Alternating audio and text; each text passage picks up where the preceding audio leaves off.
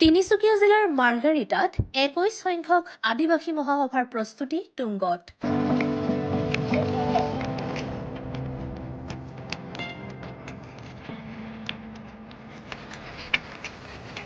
মুখ্য অতিথি হিচাপে উপস্থিত থাকিব ঝাৰখণ্ডৰ মুখ্যমন্ত্ৰী হেমন্ত সোৰেন। মাৰ্ঘেৰিটাৰ বৰগোলাইত 21 সংখ্যক আদিবাসী মহাসভাৰ প্ৰস্তুতি তুংগত হৈ উঠিছে। আদিবাসী ছাত্ৰ সন্থা তিনিচুকীয়া জিলা সমিতিৰ আতিথ্যত বৰগোলাই দিহিং ক্ৰীড়া প্ৰকল্পৰ খেলপথাৰত 29 জানুৱাৰীৰ পৰা 1 ফেব্ৰুৱাৰীলৈ 4দিনীয়া বৰ্ণাঢ্য কাৰ্যসূচীৰে অনুষ্ঠিত হ'ব 21 সংখ্যক আদিবাসী মহাসভা। 1 ফেব্ৰুৱাৰীৰ দিনা অনুষ্ঠিত হ'ব লগা মুকলি সভাত মুখ্য অতিথি হিচাপে উপস্থিত থাকিব ঝাৰখণ্ডৰ মুখ্যমন্ত্ৰী হেমন্ত সোৰেন সহ ঝাৰখণ্ডৰ কেইবাগৰাকীও মন্ত্ৰী বিধায়ক।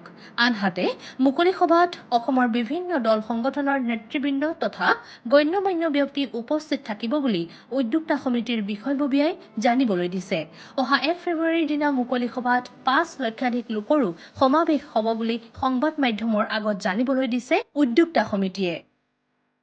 सब मन की जोहार और हमनिकर प्रस्तुति बहुत सुंदर से चल है।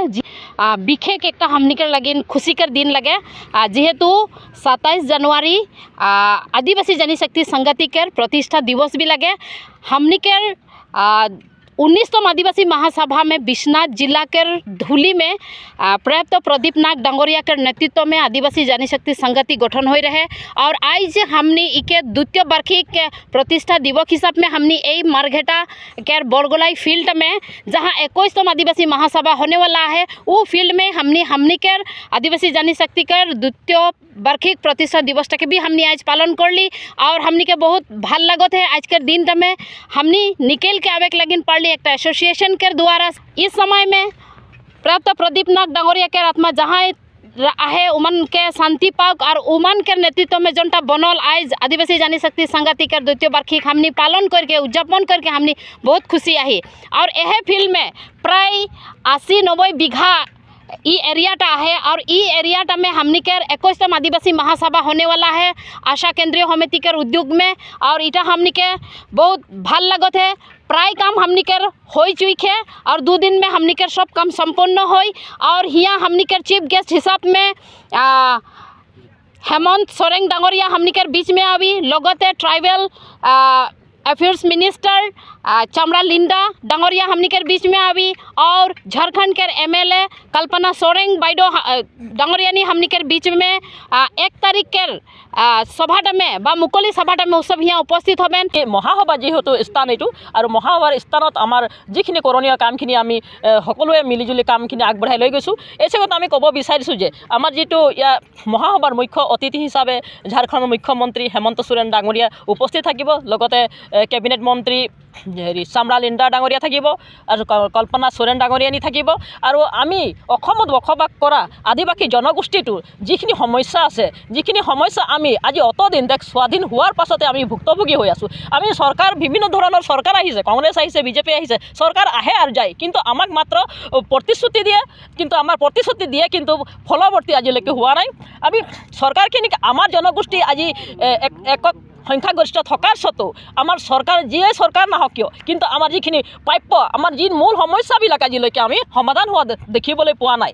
গতিকে আমি এইবাৰ আমি প্ৰচেষ্টা কৰিছোঁ যাতে বিকল্প ব্যৱস্থা কৰি হলেও আমাৰ জনগোষ্ঠীখিনিক আমাৰ জনগোষ্ঠীৰ মানুহখিনিক আমি কেনেকৈ সকলো দেশতে আগবঢ়াই লৈ যাব পাৰোঁ তাৰ কাৰণে বিশেষ চিন্তাধাৰা কৰা হৈছে আৰু তেখেতসকলে আজি যিখিনি ঝাৰখণ্ডৰ পৰা আহিব তেখেতসকলক আশ্বাস দিছে যে আদিবাসী গোষ্ঠীখিনি আজি অতদিন কিয় পিছ পৰি আছে, ইয়াৰ কাৰণ কিহৰ বাবে আজি এই জনগোষ্ঠীটি ইমান পাছ পৰি আছে আৰু আমাৰ সমস্যাবিলাক কিয় সমাধান হ'ব পৰা নাই। তো আমি সঁচাকৈ চৰকাৰক এইবাৰ আমি খুব দুখেৰে ক'ব বিচাৰিছোঁ যিহেতু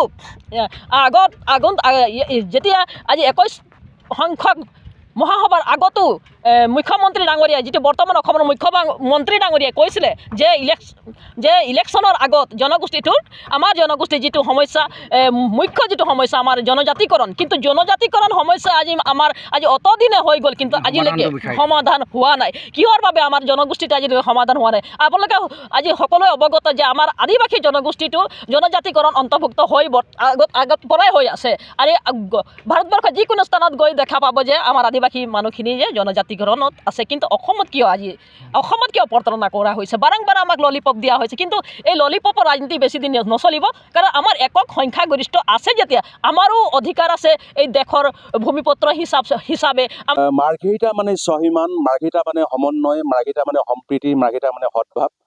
বিভিন্ন জাতি জনগোষ্ঠীৰ মিলনভূমি মাৰ্ঘেৰিটা আৰু সৌভাগ্যৰ বিষয় যে 21তম আদিবাসী মহাসভা মাৰ্ঘেৰিটাৰ দিহিং পাটকাই ক্ৰীড়া প্ৰকল্পৰ 87 বিঘা মাটিৰ ভূমি আৱৰি আচলতে ব্যাপক ৰূপত আয়োজন কৰা হৈছে সদৌ অসম আদিবাসী ছাত্ৰৰ উদ্যোগত। অভ্যৰ্থনা সমিতিৰ সভাপতি হিচাপে সকলোকে শুভেচ্ছা জনাইছোঁ। সুন্দৰ এটা অনুষ্ঠান হ'ব। 5 লক্ষাধিক লোকৰ বিশাল সমাগমেৰে ইয়াত এই গোটেই অনুষ্ঠানটো ৰূপায়ণ কৰাৰ কাৰণে উদ্যোক্তাসকলে যথেষ্ট কষ্ট স্বীকাৰ কৰিছে। আদিবাসী ছাত্ৰ সন্থাই অসমৰ লগতে উত্তৰ পূৰ্বাঞ্চলৰ বিভিন্ন প্ৰান্তৰ পৰা আদিবাসী সমাজৰ লোকসকল আহিব। তেওঁলোকে এই অনুষ্ঠানটোৰ জৰিয়তে তেওঁলোকৰ জনগোষ্ঠীয় যিখিনি সমস্যা, জনগোষ্ঠীয় লোককৃষ্টি, অৰ্থনৈতিক সমস্যা, ৰাজনৈতিক সমস্যা, সামাজিক সমস্যা আদি বিভিন্ন বিষয়ৰ ওপৰত বিশদভাৱে আলোচনা কৰিব। এটা কথা উল্লেখ কৰিব বিচাৰিছোঁ, আদিবাসী মহাসভা মানে কেলে আদিবাসী সকলোৰে একমাত্ৰ অনুষ্ঠান নহয়, সকলো ভাষা ভাষী ধৰ্মাৱলম্বী জাতি জনগোষ্ঠীৰ লোকৰ অনুষ্ঠান। যিহেতুকে অসমীয়া জাতি গঠন প্ৰক্ৰিয়াটোত আদিবাসী সমাজ জীৱনৰ অংশীদাৰ, আদিবাসী অসমীয়া সমাজ জীৱনটোৰ সহযোগিতা আমি সকলোৱে জানো। অসমত অসমীয়া ভাষা যি প্ৰৱৰ্তন হৈ আছে, আদিবাসী সমাজ জীৱনটোৰ তাত যথেষ্ট অৱদান আছে, যথেষ্ট বৰঙণি আছে, যাৰ কাৰণে এটা সময়ত আদিবাসী সমাজ জীৱনটোক অসমীয়া হিচাপে স্বীকৃতি প্ৰদান কৰা হৈছিল। আৰু স্বাভাৱিকভাৱেই এই অনুষ্ঠানটোৰ জৰিয়তে আদিবাসী সমাজ জীৱনটোৱে তেওঁলোকৰ যিখিনি সমস্যাৰ কথা পাতিব, তেওঁলোকৰ অৰ্থনৈতিক সমস্যা, ৰাজনৈতিক সমস্যা সকলো কথা পাতিব। আমি ভাবোঁ যে এটা সুন্দৰ অনুষ্ঠান হ'ব।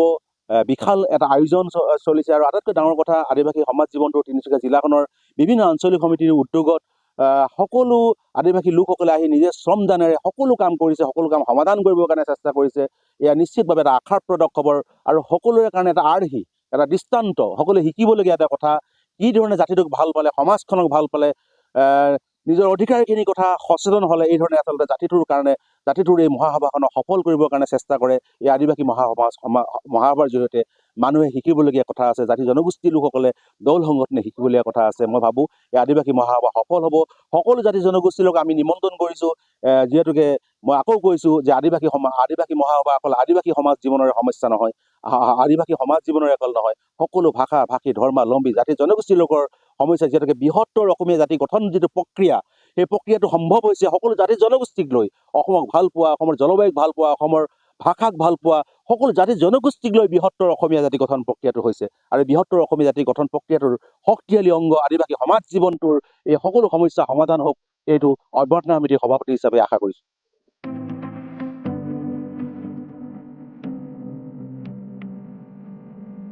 মাৰ্ঘেৰিটাৰ পৰা বিকি দাসৰ ৰিপৰ্ট B+NE।